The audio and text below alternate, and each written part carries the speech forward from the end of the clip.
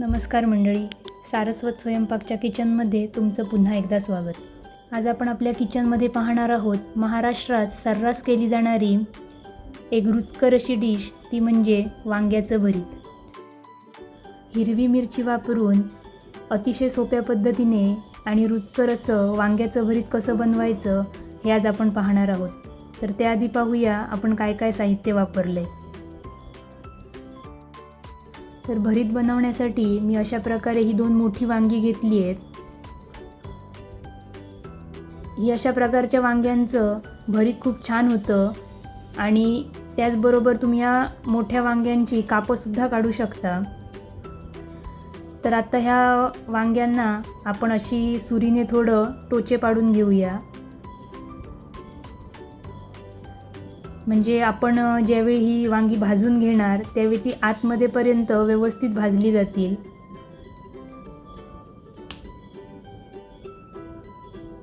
तर टोचे पाडून घेतल्यानंतर याला आपण वरून थोडं तेल लावून घेऊया.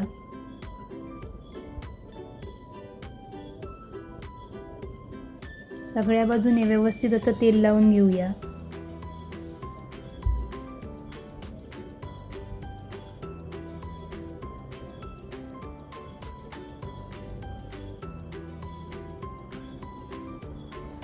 आता ही वांगी आपण ह्या गॅसवर अगदी लो फ्लेमवर व्यवस्थित अशी चारही बाजूनी भाजून घेऊया. खरं तर चुलीत ही वांगी भाजली की त्याचं भरीत हे खूप टेस्टी लागतं. पण जर चुलीचा ऑप्शन नसेल तर तुम्ही गॅसवर सुद्धा अशा प्रकारे वांगी भाजून घेऊ शकता. तर वांग्यांचा रंग बदलतोय बघा. सगळ्या बाजूने आपण ही वांगी भाजून घेऊया.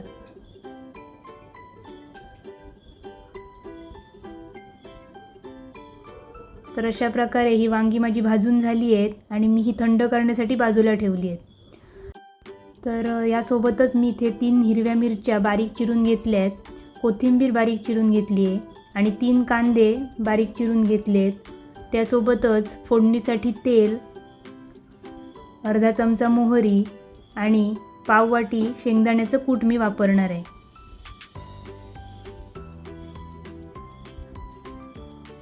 तर सगळ्यात आधी आपण या वांग्यांचा गर काढून घेऊया.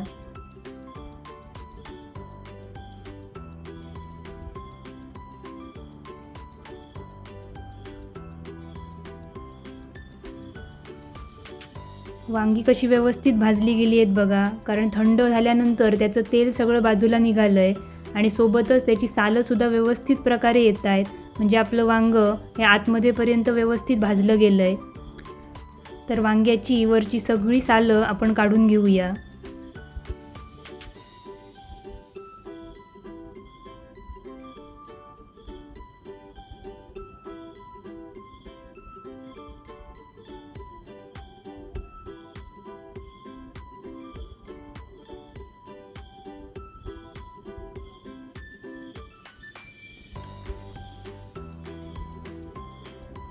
आणि या वांग्याचा सगळा गर काढून घेऊया.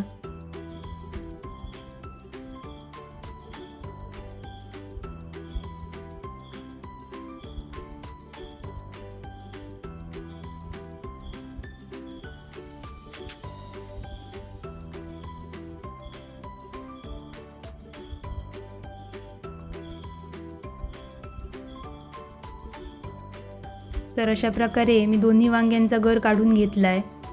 आता मी हे चमच्यानेच थोडं स्मॅश करून घेते.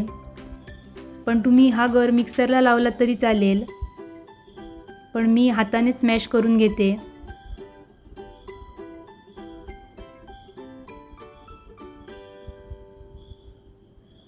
आता आपण हे भरीत फोडणीची तयारी करूया. तर मी एक गॅसवर टोप ठेवला, यामध्ये तेल घालून घेऊया.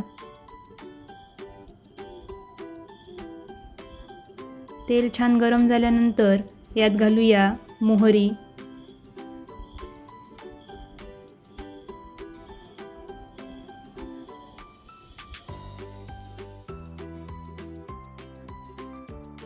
मोहरी छान तडतडली आहे.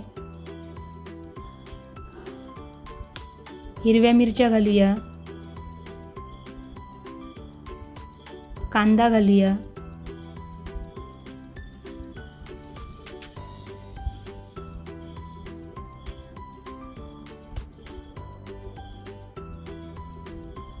आता कांदा छान मऊ होईपर्यंत परतून घेऊया.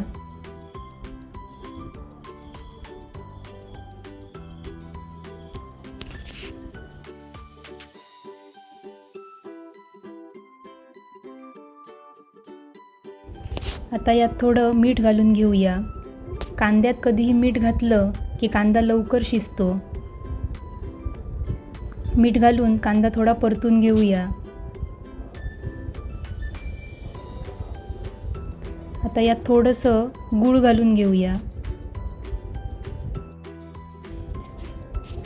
गूळ छान विरघळून घेऊया.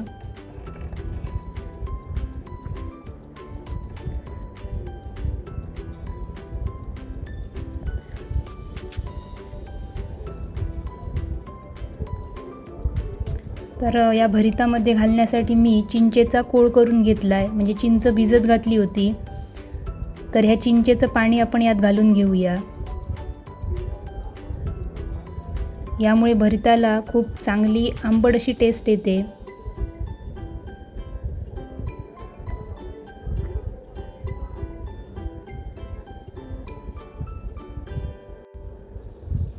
थोडा वेळ हे शिजवून घेऊया.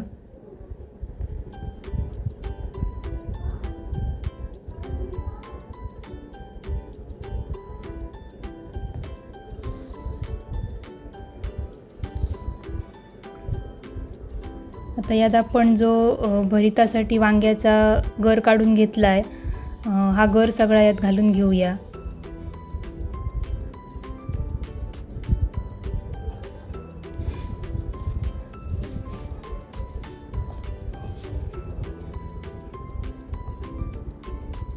शेंगदाण्याचं कूट घालूया.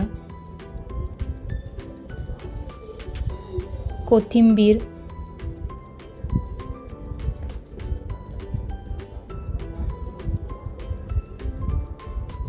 व्यवस्थित परतून घेऊया.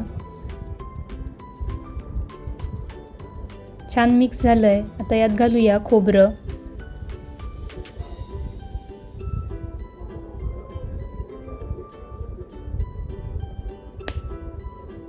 खोबरं घालून छान मिक्स करून आपण आपल्या भरताला एक वाफ काढून घेऊया. नाचणीची भाकरी किंवा तांदळाची भाकरी यासोबत हे भरीत अगदी रुचकर लागतं. तर छान वाफ आली आहे बघा.